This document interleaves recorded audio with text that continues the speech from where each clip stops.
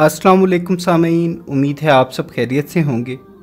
सामीन कराम, सदका की क्या फ़जीलत है? सदका की फ़जीलत जानने के लिए इस हदीस का मुताला करते हैं।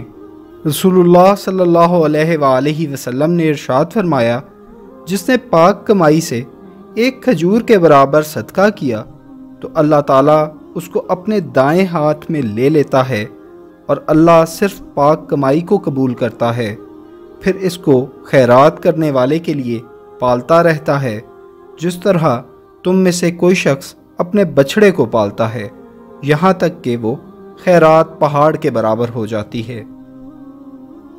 सामीन कराम, इस हदीस से ये चीज़ वाज़ेह होती है कि अल्लाह ताला सदका सिर्फ़ और सिर्फ हलाल कमाई का कबूल करता है।